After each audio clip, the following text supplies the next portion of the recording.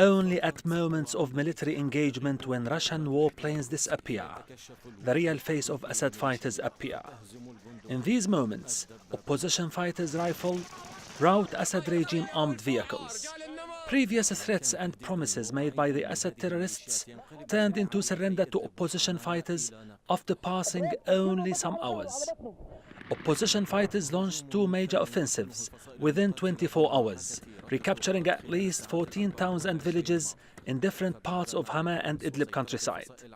Russian cluster bombs and intensified air attacks had already obliged opposition fighters to withdraw from some locations in those areas.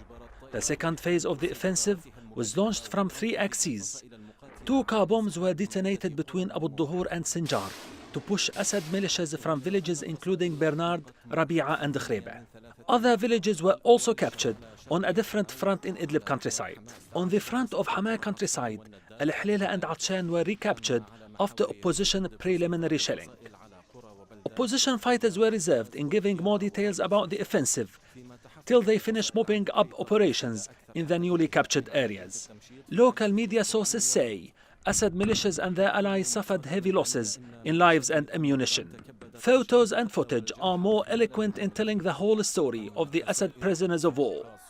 2 Assad colonels were killed in the opposition offensive. The first was Wissam Jahjah, who used to serve in the Assad Air Intelligence Service branch, while the second was a commander in the Assad 5th Brigade and was killed on the outskirts of Abu Duhur Air Base to the east of Idlib.